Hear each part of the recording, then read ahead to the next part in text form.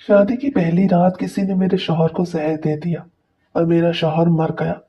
सबने इल्जाम मुझ पे डाल दिया और मुझे जेल भेज दिया। मैं हसीन थी। जेल में मेरी इज्जत लुट गई। जब मैं बाहर निकली तो घर वालों ने भी ना अपनाया। मैं सड़क पर बैठी रो रही थी जब एक फकीर बोला, मुझसे निकाह कर लो, मेरे पास कोई चारा नहीं था। मैं शादी करके जो ही उसके साथ गई तो सेज पर बैठते ही मेरे पैरों तले से जमीन निकल गई। मैं दुल्हन बनी अरूसी लिबास में मलबूस गाड़ी की तरफ जा रही थी।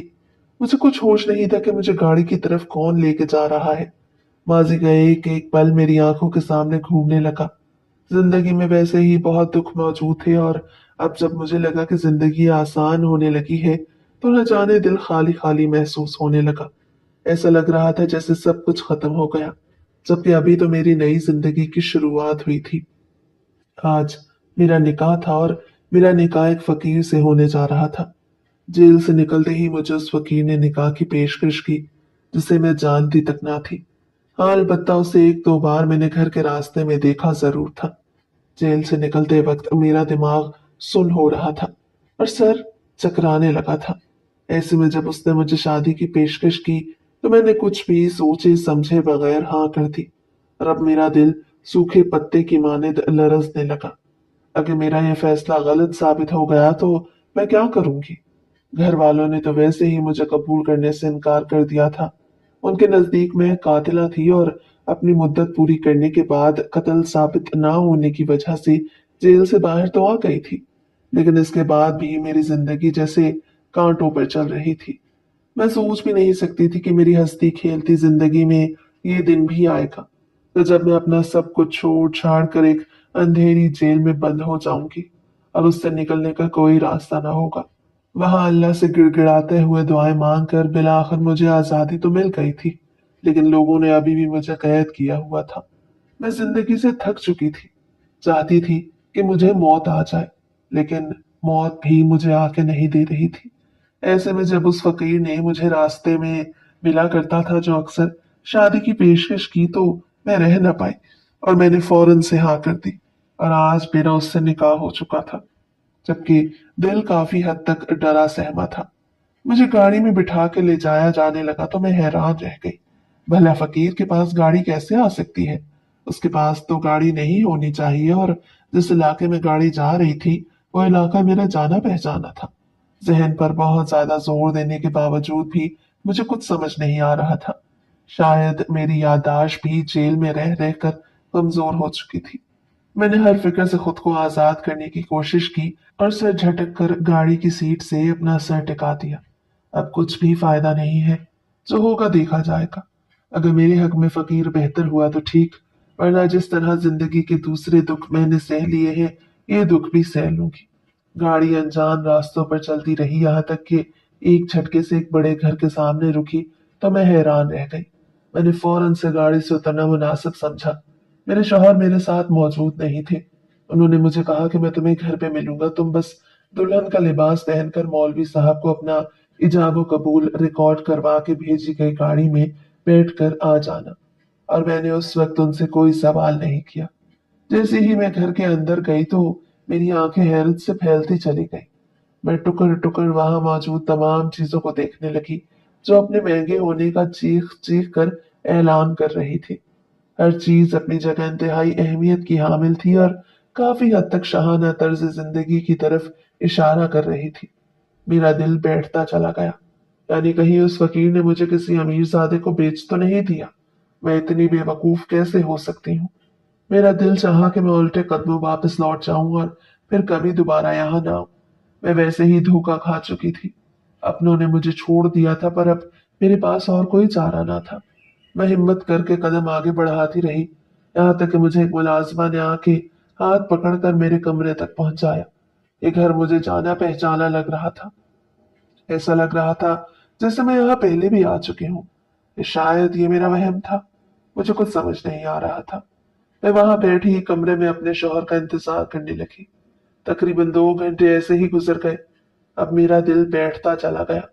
इससे पहले कि मैं उठ के बाहर निकलती किसी खटके की आवाज हुई।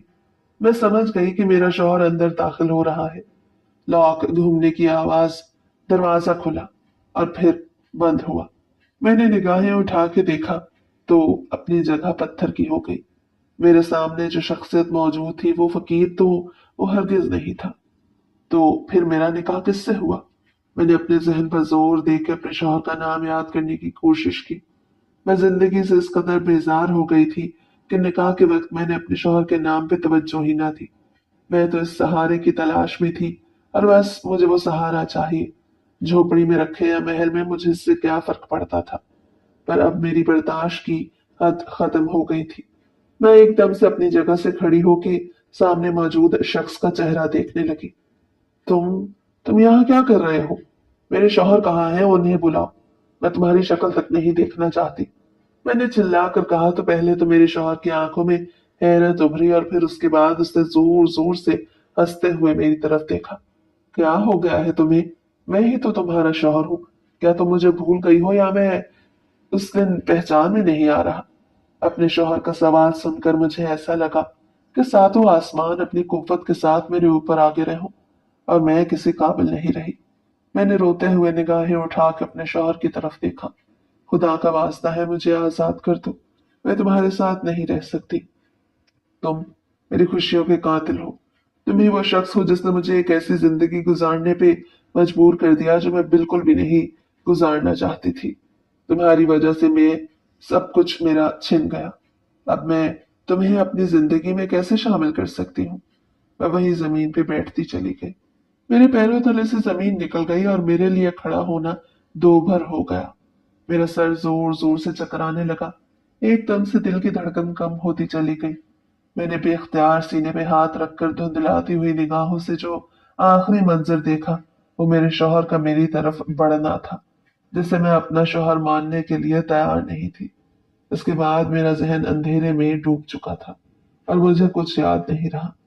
मेरा नाम बिनिश है और ये मेरी जिंदगी की इंतहाई तल्ख हकीकत है जिससे मैं आज तक नजर चुराती आई हूँ।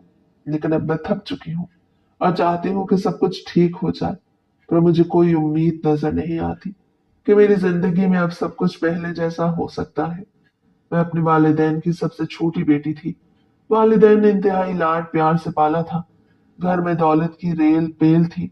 मुझे पढ़ने लिखने का बहुत शौक था, इसलिए मैंने कॉलेज में दाखिला ले लिया। इससे पहले मेरी दोनों बहनों की मैट्रिक के बाद ही शादी हो गई थी। मेरा एक ही भाई था जो माँ बाबा का लाडला था और फिर उसके बाद मैं पैदा हुई। इस वजह से मुझे भी उसके बराबर प्यार मिला। जिंदगी हसीन थी, बिल्कुल शहजादियों वाली।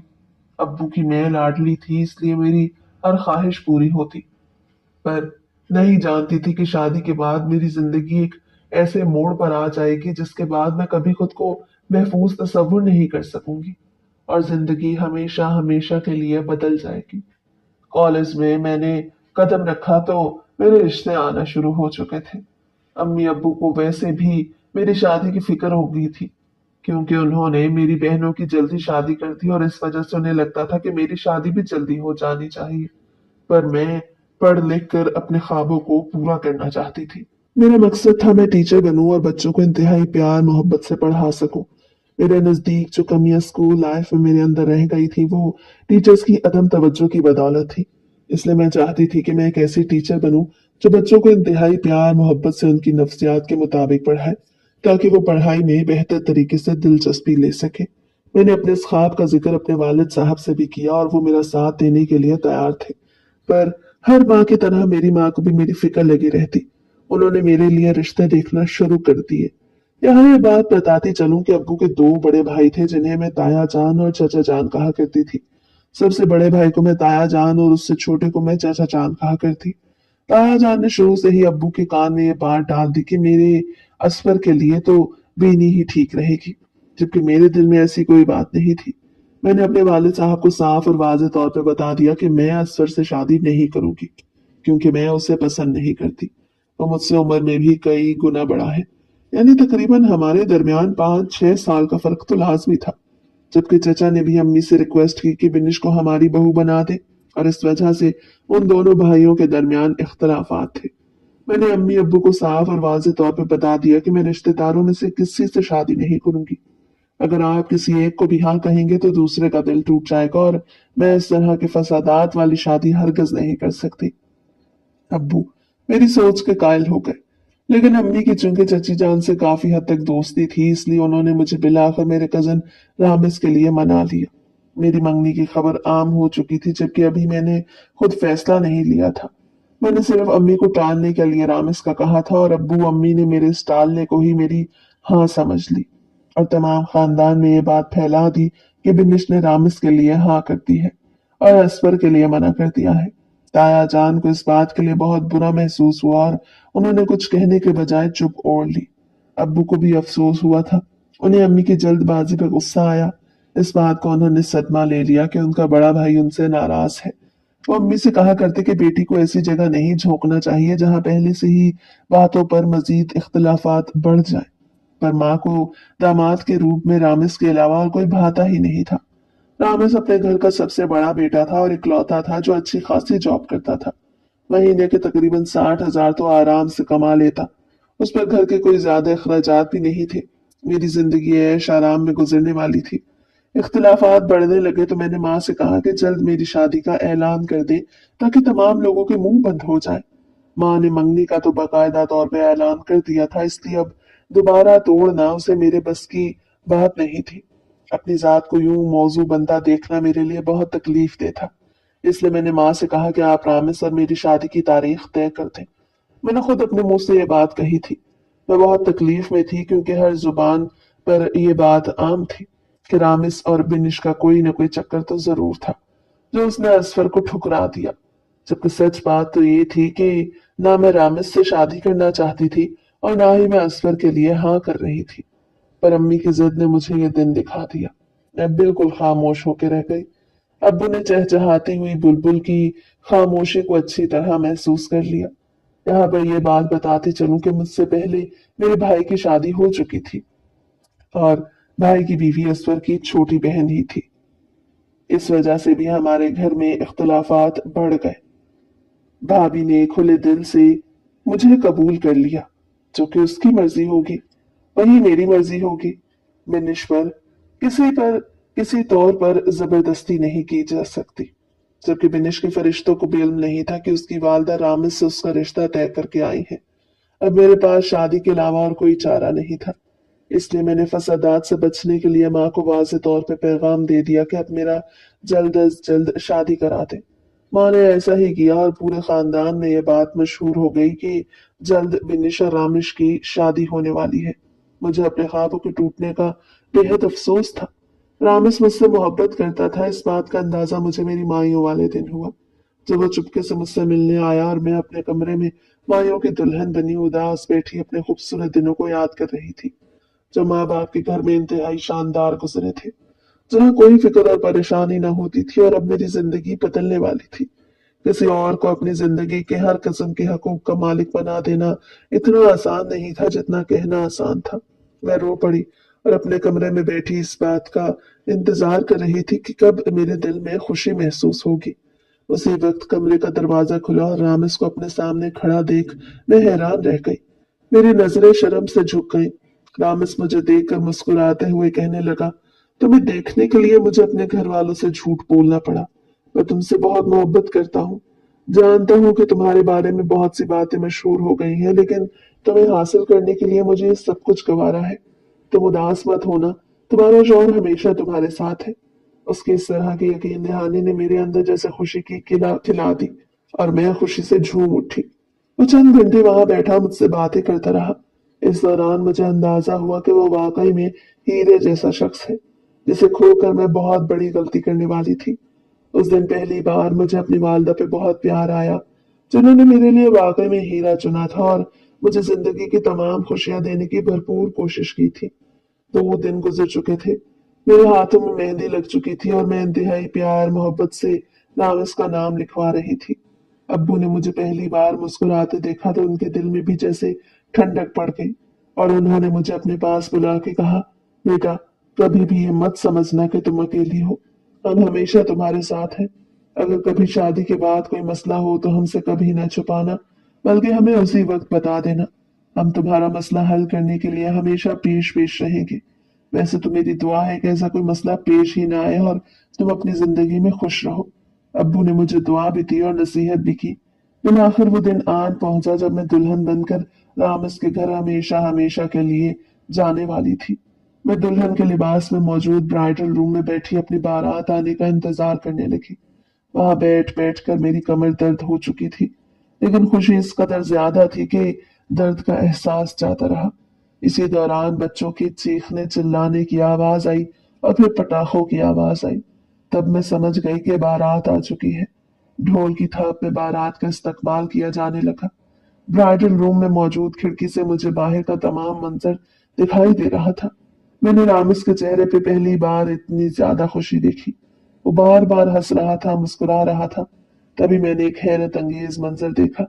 अपने मुंह पर दुपट्टा ओढ़े एक लड़की आगे बढ़ी और उसने मेरे शौहर को दूध का गिलास दूध पिलाई के लिए पेश किया। उन्होंने बारात के साथ रक्स करते हुए बातों ही बातों में वो दूध का पूरा गिलास पीकर उसी लड़की को वापस किया और वो लड़की हॉल में आने के बजाय कहीं गायब हो गई। मैं ये मंजर अपनी आंखों से देख रही थी। मुझे बहुत अजीब सा लगा और मैंने सर झटक कर अपनी खुशियों की तरफ अपनी तवज्जो मरकूज कर दी। लेकिन मुझे क्या पता था कि वही लड़की मेरी खुशियों की कातिल है। मेरे शौहर अचानक रक्स करते करते रुक गए। उन्हें गर्मी सी महसूस होने लगी। उन्होंने अपनी शेरवानी के बटन खोल दिए। उनकी तबीयत खराब होने लगी। उन्हें हॉल में लाया गया, मेरे सामने पंखे में बिठाया गया। तबीयत बहाल हुई तो फौरन से निकाह कर दिया गया और रुखसती का शोर मच उठा। तब अम्मी दूध लेके आई तो वो हैरान हुआ। आंटी, ये दूध तो मुझे पहले भी किसी ने दिया था, क्या आपने नहीं भिजवाया था? अम्मी ने फटी फटी निगाहों से मेरी तरफ देखा। नहीं बेटा, मैंने नहीं भिजवाया था, ये तुम्हारी जौजा ने भिजवाया होगा। क्या पता, इसे बहुत शौक हो अपने शौहर का इस तरह इस्तकबाल करने का। मेरी एक कजन ने चुटकुला छोड़ा तो मैं खौफजदा निगाहों से अपने शौहर की तरफ देखने लगी। वो मंजर उस वक्त भी मुझे अजीब लगा और अब दोबारा से यूं इस बात का तस्करा आना मेरी छठी हिस्स मुझे किसी अनहोनी का एहसास दिलाने लगी तो मैं हैरान रह गई। दिल घबराने लगा।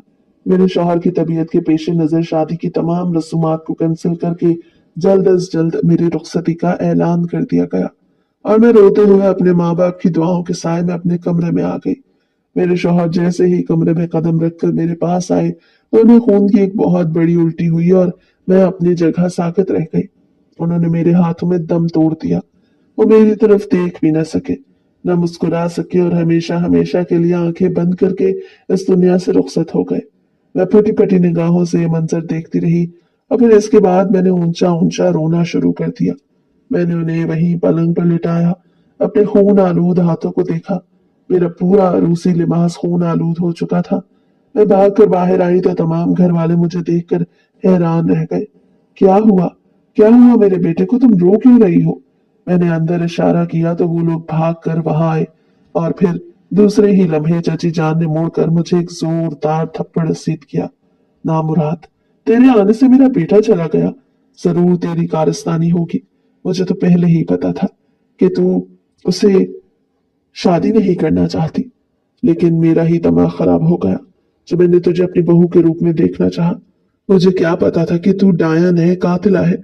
तूने मेरे बेटे को कत्ल कर दिया। तेरे हाथ खून से रंगे हुए हैं। चाची जान सीने पर पत्थर मार कर जोर जोर से रो रही थी और मैं हैरानी से ये मंजर देख रही थी। मेरा दिमाग जैसे सुन सा हो गया। मैंने कुछ भी नहीं किया है। मैंने रोते हुए बुलंद आवाज से अपनी गवाही देना चाही। मैं बेगुनाह थी। मैं तो रामिस से मोहब्बत करने लगी थी। भला मैं उसे क्यों कत्ल करती? चचा जान ने भी आगे बढ़कर मुझ पर थप्पड़ों की बरसात कर दी। अगर तुझे मेरा बेटा पसंद नहीं था तो उसी वक्त मना कर देती। असवर के लिए तो तूने मेरे बेटे को मार दिया। मैं तुझे नहीं छोड़ूंगा। उन्होंने उसी वक्त पुलिस को फोन करके बुला लिया और पुलिस ने मुझे गिरफ्तार कर लिया। मैं अपनी सफाइयां देती रही, लेकिन किसी ने मेरी एक न सुनी और यूं सब ने मुझे कातिल करार दे दिया। मैं जेल में आ चुकी थी। दुल्हन के लिबास में मैं जेल में मौजूद थी। किसी ने मुझे लिबास तब्दील करने का वक्त भी न दिया। मैं रोती रही, चिल्लाती रही। मुझ पर कत्ल का मुकदमा दर्ज हो चुका था। मेरे घर वालों ने भी मुझसे आंखें फेर ली क्योंकि उन्हें भी लगता था कि शायद मैंने ये कदम उठाया है। मैंने रो रो कर उनके सामने हाथ जोड़े, उन्हें अपनी बेगुनाही का यकीन दिलाना चाहा, लेकिन सबने आंखें फेर ली। अब्बू ये सदमा बर्दाश्त न कर सके और इस दुनिया से रुखसत हो गए। अम्मी बेवा हो चुकी थी। भाई ने भी मुझसे ताल्लुक तोड़ दिया। ऐसे में मेरा घर आना तो मुकम्मल तौर पर बर्बाद हो गया। मैं खुद बर्बाद हो गई। शादी की पहली रात ही बेवा हो चुकी थी, लेकिन किसी को मेरा दर्द नजर नहीं आ रहा था। चची जान को सिर्फ अपना दर्द अजीज था। उनका जवान बेटा गया। मुझे मालूम है कि ये दर्द बहुत बुरा होता है। जवान मौत इंसान को पहले ही बूढ़ा कर देती है, पर इसमें मेरा क्या कसूर था? मुझे भी तो दुख पहुंचा था, मेरा भी तो शौहर दुनिया से रुखसत हुआ था। लेकिन इन तमाम लोगों ने मिलकर मुझ पर इल्जाम तराशी शुरू कर दी और मुझे जेल तक बंद करवा दिया। उनके नजदीक इस सब के पीछे मैं और असफर मिले हुए थे। मुझे शादी में असफर कहीं नजर न आया, न उसने मुझे बचाने की कोशिश की। मुझे हैरत हुई कि ये सब कुछ क्या हो रहा है। मैं वहीं जेल में बैठी अपनी बेगुनाही का इंतजार करती रही कि कब मैं बेगुनाह साबित होंगी और कब अल्लाह पाक मुझे यहाँ इस जेल की अंधेरी कोठरी से निकालेगा। जिंदगी यूं रुख बदले की मैंने कभी नहीं सोचा था। मैं रोकर हर रोज अल्लाह से यही दुआ करती कि अल्लाह मेरी बेगुनाही साबित हो जाए और मैं यहाँ से छूट कर निकल जाऊं। न जाने किसकी बद्दुआ लग गई थी मुझे। शायद असफर की बद्दुआ लग गई थी। मुझे आज तक ये मालूम न हो सका कि मेरे शौहर का कातिल कौन था, पर हैरत अंगेज तौर पर यह बात हुई कि मुझे जेल में खत मिलना शुरू हो गए, जिसमें इस बात का एतराफ किया जाता था कि मैंने तुम्हारे शौहर को मारा है। मुझे माफ कर देना। मुझे इस बात का बहुत अफसोस है, पर इससे कई ज्यादा अफसोस मुझे इस बात का है कि तुम मेरी वजह से जेल की सलाखों के पीछे हो। लिखने वाला इसमें अपनी जिन्स जाहिर न करता था, बस ऐसी बातें लिखी होती जिससे गुमान होता कि ये लड़के का खत भी हो सकता है और लड़की का भी। मैंने अदालत में सबूत के तौर पर वो खत जमा करवाने की कोशिश की, लेकिन जेल में शायद तमाम लोग रिश्वत खा के बैठे थे। उन्होंने मेरा खत आला अदालत तक पहुंचने से पहले ही बर्बाद कर दिया। अब तो जेल में वो खत मिलना भी बंद हो चुके थे। मैं तकरीबन 2 साल तक जेल की सलाखों के पीछे रही। जेलर एक इंतहाई बदकिरदार शख्स था। वहां मौजूद जेल की हर औरत को उसने बर्बाद करने की कोशिश की। मुझे नहीं मालूम था कि मेरी बारी भी जल्द आने वाली है और वो मुझे पूरा बर्बाद करके छोड़ेगा। अफसोस उस वक्त हुआ जब रात के आखिरी पहर मैंने जेलर को अपनी अंधेरी कोठरी में पाया और फिर उसके बाद उसने मुझ पे हमला कर दिया। मैं चिल्लाई चीखी, पर वहां मेरी मदद के लिए कोई भी ना आया। उसने मेरी इज्जत को तार तार कर दिया। महज 25 साल की उम्र में मैंने अपनी जिंदगी के इंतहाई बुरे दिनों का सामना कर लिया। उस दिन मैं शिद्दत से रोई और गिड़गिड़ा कर अल्लाह से दुआ मांगी कि अल्लाह, अब मेरे सब्र की हद मुकम्मल हो चुकी है। मेरे सब्र का पैमाना लबरेज हो गया है। मेरे सब्र का जाम छलक गया है। मैं अब मजीद यहाँ नहीं रहना चाहती। या अल्लाह, तो कोई रास्ता निकाल। मैं यहाँ से जाना चाहती हूँ।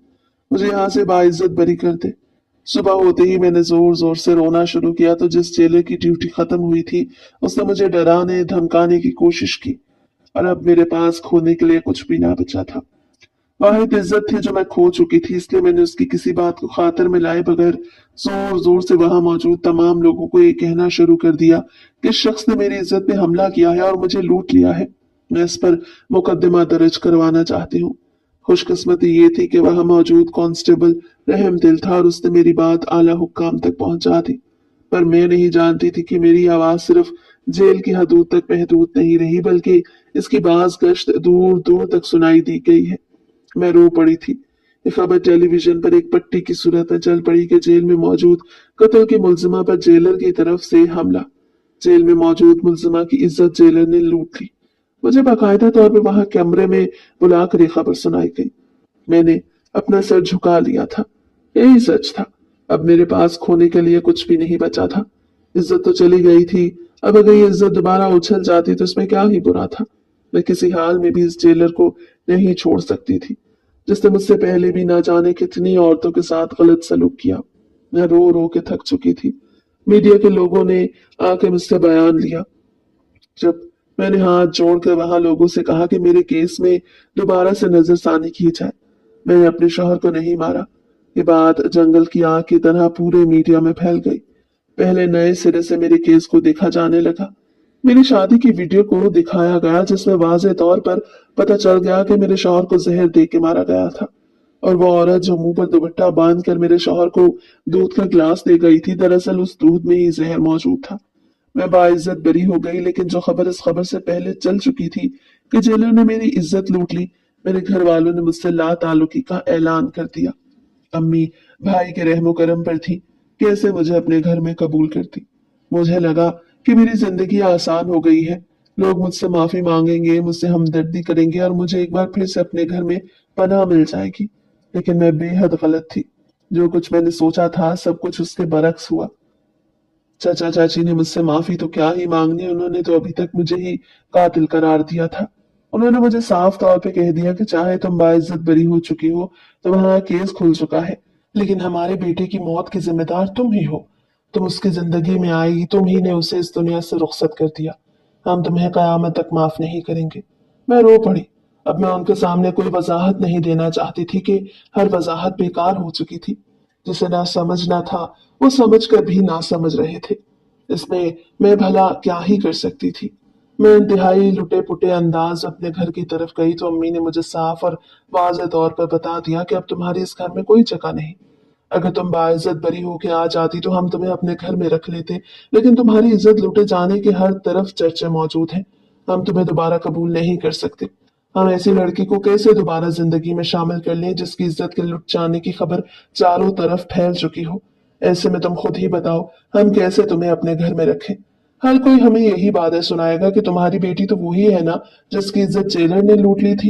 ये कहकर अम्मी रो पड़ी और मैं समझ गई कि अम्मी के अल्फाज नहीं है, ये भाई के अल्फाज हैं जो अम्मी ने याद कर लिए थे। वरना मैं अच्छी तरह जानती थी कि वो मुझसे बेहद मोहब्बत करती हैं और मुझे यूं नहीं छोड़ सकती। लेकिन अम्मी को भी अपनी 2 वक्त की रोटी के लाले पड़ चुके थे और मैं उन्हें इस बात के लिए माफ कर चुकी थी। मैंने सोच लिया कि मैं अपनी जिंदगी में खुद आगे बढ़ूंगी और ये फैसला कर लूंगी कि मुझे अब उन तमाम लोगों को बुलाकर अपनी जिंदगी नए सिरे से चलानी पड़ेगी। पर उस वक्त मेरे पास एक फूटी कौड़ी भी मौजूद नहीं थी। तालीम भी मैंने कुछ खास हासिल नहीं की थी क्योंकि शादी का शोर मच उठा था। पर अब मैं क्या करती। इसी कश्मकश में मैं वहां सड़क पे बैठी अपनी किस्मत पर रो रही थी कि मेरे बराबर में एक फकीर आके बैठ गया और मुझे देख के मुस्कुराने लगा। उसकी मुस्कुराहट देखकर मुझे ऐसा महसूस हुआ कि एक बार फिर से मैं अपनी इज्जत खोने वाली हूँ। मैंने फकीर से दूर जाना मुनासिब समझा तो वो मेरे पीछे पीछे आ गया और मुझे कहा, बिनिश, मैं अच्छी तरह जानता हूँ तुम किस कर्ब से गुजर रही हो। जिस कर्ब से तुम गुजर रही हो मैं तुम्हारे इस दर्द को खत्म करना चाहता हूँ। चाहता हूँ कि सब कुछ ठीक हो जाए, पहले की तरह हो जाए। क्या तुम मुझसे शादी करना चाहती हो? फकीर की जुबानी ये अल्फाज सुन के मैं पत्थर की हो गई। उस वक्त मुझे कुछ समझ ना आया। मैं किसी सहारे की तलाश में थी। मुझे छत की जरूरत थी। 2 वक्त की रोटी के लिए मैं तरस रही थी। जेल से छूटे 2 दिन हो चुके थे और मैंने ढंग का खाना भी ना खाया था। फकीर ने मुझे खाना दिया। मैंने वो खाना हलक में आंसू के गोले के दरमियान उतारा और तब मैंने उस फकीर को देख के फौरन से हाँ कर दी। मैं तुमसे शादी के लिए तैयार हूँ। मेरी ये बात सुनकर उस फकीर ने मोहब्बत से मेरी तरफ देखा। ठीक है, फिर कल मैं तुम्हें अपने साथ ब्याह के अपने घर ले जाऊंगा। फिलहाल तुम इस झोपड़ी में गुजारा करो। मुझे एक झोपड़ी में ले आया। कल तुम्हें शादी का जोड़ा भी दिया जाएगा और फिर मैं तुम्हें अपने घर ले जाऊंगा। तुम्हें कोई एतराज तो नहीं है ना? एक बार फिर सोच लो। फकीर की मेली कुचेली दाढ़ी और उसका मैला बदन देखकर मुझे लगा कि मैंने गलत फैसला किया है। पर फिर अपने सर पे खुले आसमान को कब तक मौजूद रहने देती। इसलिए मैंने फैसला कर लिया कि मैं उस फकीर से शादी करके रहूंगी, चाहे कुछ भी हो जाए। मुझे किसी सीढ़ी की तलाश थी। अगर वो गरीब था तो गरीब ही सही, मैं उसके साथ भीख मांग कर गुजारा कर लूंगी। जिंदगी में कभी नहीं सोचा था कि शहजादियों की तरह जिंदगी गुजारने के बाद अपनी जिंदगी में मुझे भीख भी मांगनी पड़ेगी और जिंदगी इस कदर बदतरीन हो जाएगी। जेल से जान छूटी थी, इस बात के लिए ही मैंने अल्लाह पाक का शुक्र अदा किया। अब आगे की जिंदगी भी आसान हो जाएगी। मैंने खुद को खुद ही तसल्ली दी। मुझे सुबह ही सुबह एक औरत के हाथों शादी का जोड़ा भिजवा दिया गया। शादी का जोड़ा देखकर मेरी आंखें हैरत से फैल गईं। ऐसा खूबसूरत जोड़ा आज से पहले मैंने कभी नहीं देखा था। इतना प्यारा जोड़ा मैं पहनूंगी? ऐसा जोड़ा तो मैंने रामेश्वर अपनी शादी के मौके पे भी नहीं पहना था। मैंने लिबास जेबतन किया तो एक गाड़ी मुझे लेने के लिए आ गई। मैं हैरान थी कि फकीर है वो और उसके पास गाड़ी कहाँ से आई। पर अपने जहन को तमाम सोचों से आजाद करके मैं सबसे पहले उस गाड़ी में पॉलर में तैयार होने गई। और फिर गाड़ी एक अजनबी जगह ले जाई गई जहां मुझसे इजाबो कबूल के लिए इजाजत तलब की गई। मैंने अपने शोहर को निकाह में कबूल कर लिया और अपनी जिंदगी उसके नाम कर दी, ये जाने बगैर कि वो कौन है, कैसा है। जिंदगी इतनी तल्ख हो चुकी थी कि मैंने इस बात की जरूरत ही महसूस न की। मुझे बस एक सहारे की जरूरत थी। उसके लिए मैंने उस फकीर की पेशकश कबूल कर ली, लेकिन ये देखकर हैरान रह गई कि गाड़ी एक बंगले के पास आकर रुक गई। मेरे शौहर ने मुझे यही कहा था कि तुम मेरे घर आ जाना, मैं तुम्हारे सामने तुम्हें कबूल कर चुका हूँ और ऐसा ही हुआ। उन्होंने मुझे रिकॉर्डिंग भेज दी। हैरत अंगेज तौर पर मैंने उन्हें दूल्हा बने हुए देखा था। अगर देख लेती तो शायद मैं उन्हें कभी अपने शौहर के रूप में कबूल न करती। मैं जैसे ही कमरे में पहुंचाई गई तो थोड़ी देर बाद कमरे का दरवाजा खुला और मेरे सामने मेरे शौहर की हैसियत से असफर खड़ा था। मेरे हाथ पैर कांपने लगे। तुम यहाँ क्या कर रहे हो? मैंने असफर से पूछा। असफर ने फंसते हुए मेरी तरफ देखा। तुम्हारा शौहर हूं तो मैं ही तुम्हारे कमरे में आऊंगा ना। ये सुनकर मेरे पैरों तले से जमीन खिसक गई। मैं तुम्हें अपना शौहर नहीं मानती। चले जाओ यहाँ से। तुम्हारी वजह से मुझ पे इतना बड़ा इल्जाम लगा। मैं तुम्हें कभी माफ नहीं करूंगी। असफर ने आगे बढ़ के मुझे अपने गले से लगा लिया। मैं उसकी बाहों में मचलने लगी। मुझे तुम्हारे साथ नहीं रहना, मुझे आजाद कर दो। मैं तुम्हारे साथ कैसे रह सकती हूँ? मेरी जान हलक को आ गई। मैं बेहोश हो चुकी थी। अगले दिन जब होश आया तो असफर मेरे सामने शर्मिंदा खड़ा था। मैं मानता हूँ कि मैं कसूरवार हूँ। मैंने ही रामिस को जहर देने की कोशिश की, लेकिन खुदा का करना यह हुआ कि मैंने जिस किराए के कातिल को खरीदा मैंने उसे फोन करके मना कर दिया। उसने मेरी बात मान ली। मेरे ऊपर से जमीर का एक बोझ हट चुका था। मेरा जमीर मुझे बार बार मलामत कर रहा था। वो रोते हुए मुझे अपनी कहानी सुनाने लगा। लेकिन फिर वो हुआ जिसका मैंने तसव्वुर भी ना किया था।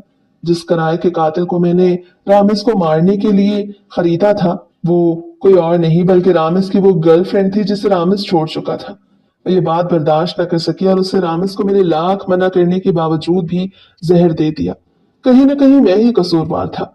मैं इस हकीकत को कबूल कर चुका था कि तुम अब रामिस की हो चुकी हो, लेकिन शायद उसने इस हकीकत को कबूल न किया। वो मेरी पुरानी दोस्त रह चुकी थी और मैंने उसका इंतखाब इसीलिए किया था। पर मुझे क्या पता था कि वो रामिस की नफरत में इस हद तक आगे बढ़ जाएगी कि उसे मौत के घाट उतार देगी।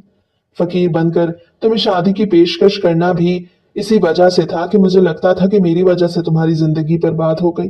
तुम्हारी जिंदगी में जितनी मुश्किलात आई मेरी वजह से आई। मैं अपना घर बार सब कुछ छोड़ चुका था। मेरा जहनी तवाजुन जैसे अपनी जगह पे ना रहा था।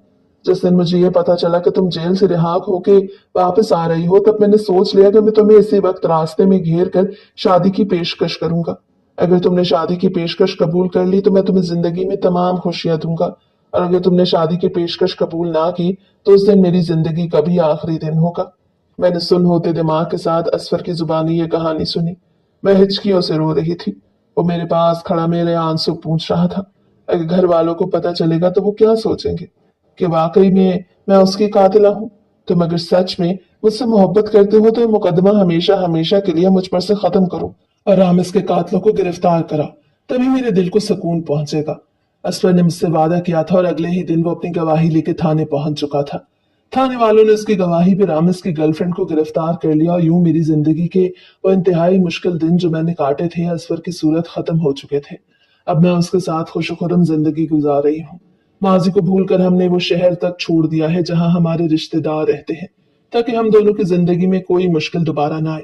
मैं एक बेटी की माँ बन चुकी हूँ और मैंने सोच लिया है कि मैं उसकी तरबियत ऐसी करूंगी कि उसे जिंदगी में दोबारा असफर और रामिस की तरह मुश्किल का सामना ना करना पड़े। मैं उसे औरत की तरह इज्जत करना सिखाऊंगी और उसे ये सिखाऊंगी कि औरत का एक बार मना करने का मतलब मना करना होता है। इस पर वो किसी को कत्ल नहीं कर सकता। असफर भी मुझे देख देख कर जीते थे और मेरी दुनिया असफर बन चुके थे। उन्होंने ही मेरी जिंदगी में मुश्किल खड़ी की थी और उन्होंने ही मेरी जिंदगी में दोबारा आसानी पैदा की। इस बात के लिए मैं उनकी जितनी शुक्रगुजार होती कम था। हम दोनों ने तमाम इख्तलाफात और माजी की तमाम तलखियों को भुलाकर अपनी जिंदगी का आगाज कर दिया और अब हम दो बच्चों के वालिदैन बन चुके थे। हमने अपने बच्चों को हर किस्म की बेहतरीन तरबियत फराहम की और ये साबित कर दिया कि जिंदगी में अगर मुश्किलात आती हैं तो फिर अल्लाह पाक आसानियां भी पैदा करता है, और मेरी जिंदगी तो इस बात की सबसे बड़ी मिसाल थी।